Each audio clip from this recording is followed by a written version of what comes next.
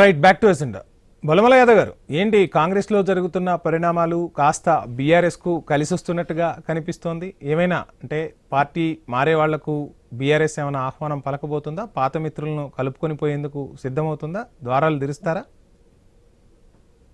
తప్పకుండా కాంగ్రెస్ ని విభేదించి ఈ రోజు మా పార్టీలోకి వస్తా అన్నందరికి కూడా స్వాగతం పలుకుతామండి. అందులో ఎక్కడ అభ్యంతరం లేదు. కాకపోతే ఏంటంటే ఇప్పుడు కాంగ్రెస్ చేస్తున్న ప్రయత్నము వాళ్ళని సస్పెన్షన్ అనే పేరు మీదనో లేకపోతే క్రమశిక్షణ సంఘం అనే పేరు మీద నోటీసులు ఇచ్చో ఒకళ్ళనొకళ్ళు సరి చేసుకునే క్రమంలో ఉన్నారు తప్ప వాళ్ళు ఎవరిని సస్పెండ్ చేసే సాహసం ఇప్పుడు చేయరు. ఆ పరిస్థితి ఇప్పుడు కాంగ్రెస్ కి లేదు. ఇది ఒక టీ కప్పులో తుఫాన్ మాదిరిగా తేలిపోతుంది. ఈ ఎక్స్ప్లెనేషన్ అనే పేరు మీద వాళ్ళని పిలుచుకొని మాట్లాడుకొని ఇంకోసారి ఇటువంటి రిపీట్ కాకుండా చూడండి. నెక్స్ట్ టైం ఏదైనా ఉంటే మనం ఇంటర్నల్ గా 4 గోడల మధ్యలో మాట్లాడుకోవాలి. బహిరంగంగా అవసరం లేదు. మీ డిమాండ్లు ఏమైనా ఉంటే నేను కాకపోతే మా అధిష్టానం ఉంది కదా, మనం అధిష్టానం దగ్గర చెప్పుకోవాలని చెప్పేసి ఇంటర్నల్ గా మాట్లాడి వాళ్ళని అందరినీ కూడా సరి చేయడానికి ఉపయోగపడే ఒక నోటీసులు మాత్రమే తప్ప దీన్ని పెద్ద సీరియస్ గా ఏదో సస్పెన్షన్ వేటు వేస్తారు దీంతో ఏమో అవుతుంది అనుకోవటానికి లేదు. ఇప్పుడున్న ప్రస్తుత పరిస్థితులలో అధిష్టానానికి రేవంత్ రెడ్డి ఎక్కడ ఒప్పడుతున్నాడు, ఈ రాష్ట్రంలో ఉన్న కాంగ్రెస్ కి రేవంత్ రెడ్డి వేగు చుక్క లెక్క ఒప్పడుతున్నాడు. కాబట్టి రేవంత్ రెడ్డిని కంటిన్యూస్ గా ఈ 5 సంవత్సరాలు ముఖ్యమంత్రిగా కొనసాగిస్తారు. ఆయన పోకళ్ళు ఒంటెద్దు పోకడు మాదిరిగా ఉన్నా, సరైన నిర్ణయాలు లేకపోయినా, ఆయన నిర్ణయాల వల్ల వేరే వాళ్ళు ఇబ్బంది పడ్డా వాళ్ళని అందరినీ కూడా సమన్వయం చేయడానికి ఏదో రకంగా అడ్జస్ట్ చేయడానికి ప్రయత్నం చేస్తారు తప్ప పెద్ద ఒరిగేది లేదు. ఎండ్ ఆఫ్ ద డే వీళ్ళందరూ ఎవరైతే అసంతృప్తులు ఉన్నారో జిల్లాకు ఒకళ్ళు ఇద్దరు అందరూ కూడా డెఫినెట్ గా బీఆర్ఎస్ వైపే చూస్తున్నారు. మేము కూడా తీసుకుంటాం.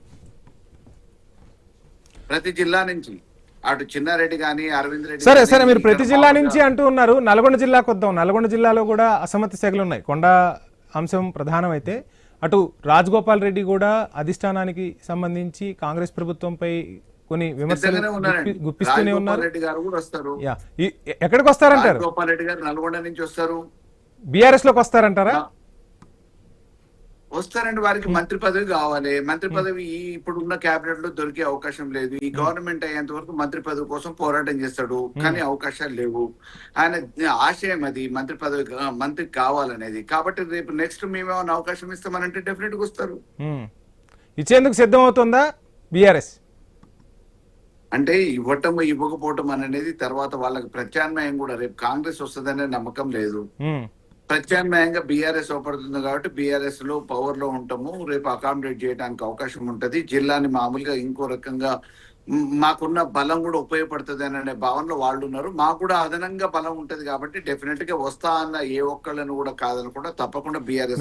గతంలో కూడా వీళ్ళందరూ బీఆర్ఎస్ నుంచి వచ్చిన వాళ్లే కదా. ఇప్పుడు కొండా సురేఖ చూస్తే అప్పుడు 3 టికెట్లు అడిగారు. 3 టికెట్లు అడిగినప్పుడు ఇక ఎందుకు వీళ్లతో అని చెప్పే కదా కేసీఆర్ పక్కకు పెట్టింది. మరలా ఇప్పుడు హక్కును చేసుకునే ప్రయత్నం చేస్తారా?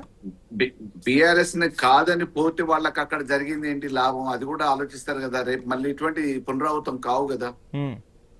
బీఆర్ఎస్ ఆ రోజు ఏదైతే ఒప్పుకోలేదో ఒప్పుకోనందుకు అలిగో లేకపోతే మొండిగానో ఇంకో రకంగానో మేమేదో బయట సాధిస్తామని చెప్పేసి పోయిండ్రు. మేనంపల్లి హనుమంతరావు పోయిండండి. రాత్రికి రాత్రి నాకి నా కొడుకు కావాలని చెప్పి పోయిండు. ఏమైంది? ప్రజలు సరైన సమాధానం చెప్పారు. సమాధానం చెప్పారు. కాబట్టి